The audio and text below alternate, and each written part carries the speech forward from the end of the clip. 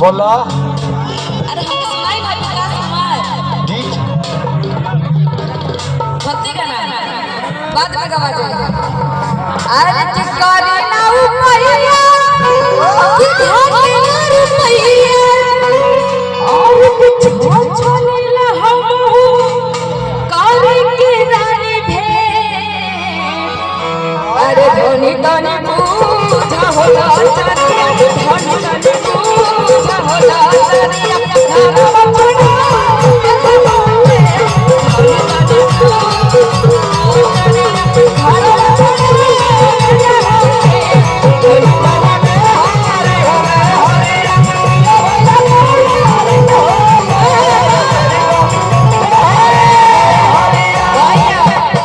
अब लाइट का बार में अच्छा लगता है ना। हाँ इधर देखो वाइट वाइट कर दे भैया लाइट को वाइट कर दे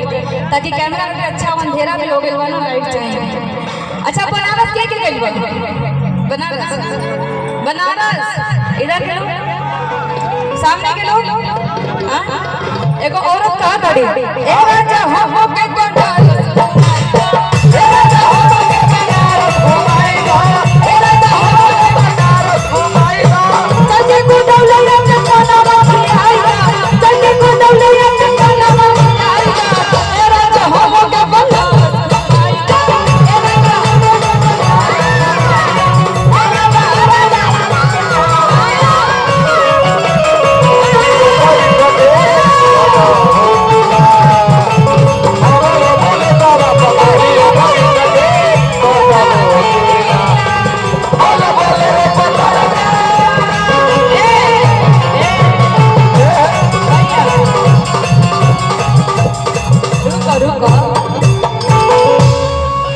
कौन गाना बजा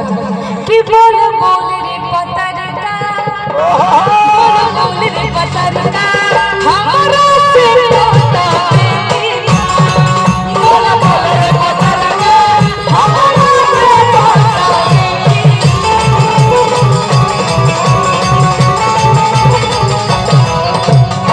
लेकिन औरत औरत के बात कहा तड़ी हाँ वार्तालाप हो रहा था वही पति कहत पड़ेगा कि सुनो हम तो उपाय करते बानी पैसा के लेकिन हमरो मन बड़ा करेला भेंट करेगी और कहत का बाड़ी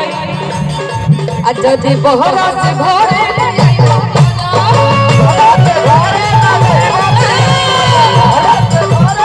ठंडा कहियो हमरा के सुनला बोला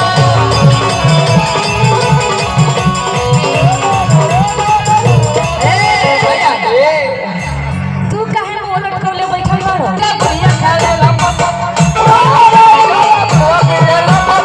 बुढ़वा मलाई खाना बढ़िया खाले लपस केहू से गाना न भैया ये केहू से गाना न भैया ये रवा खिसियात रहियो ना ना आनंद आता बहुत बहुत धन्यवाद कि केहू से कामना आरे के पतोहिया पिए में कोसी अब रवा वाला ही फलो पिए खाले लगोसी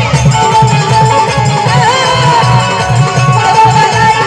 पिए खाले लगोसी बोलो लेकिन कहता बड़े उनके हां भैया हम चाह रहे हैं कि जैसा आदेश आ रहा है कमेटी का आगे जो हमारे भाई खड़े हैं ना मैं उनसे चाह रहा हूँ साइड हो जाइए। आप लोग पीछे माताएं भी हैं उन लोग देखने दीजिए नहीं तो लोग ये आपका कार्यक्रम है सम्मान पूर्वक कि जो दे बहरा से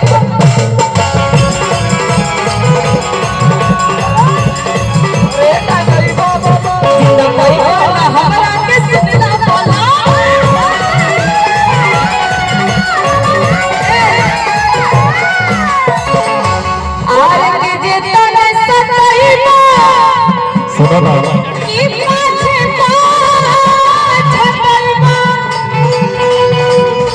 कि तेरे जाने होए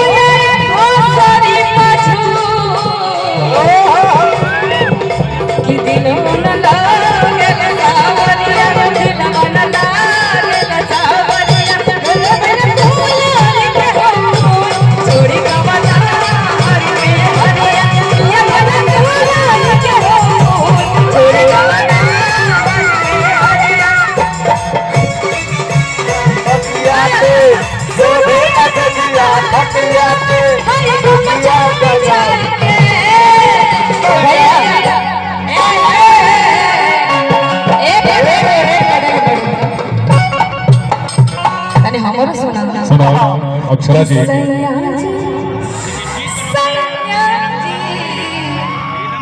किसैया जी दिलवा मांगे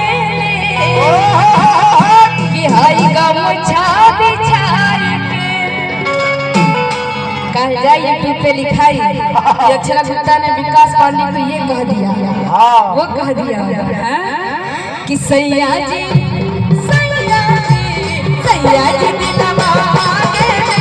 गमछा बिछाई सैया जी दिलवा मांगे गमछा बिछाई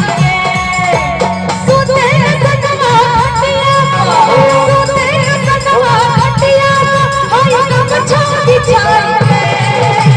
सैया जी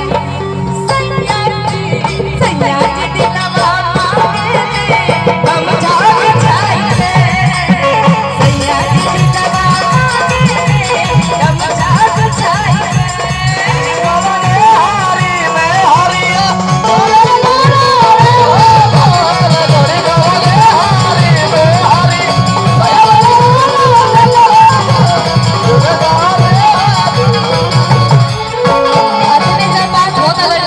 तो लड़का कहा तारे का भैया कि काहे रोवा ताड़ू कि काम धंधा छोड़ा के बुलावा ताड़ू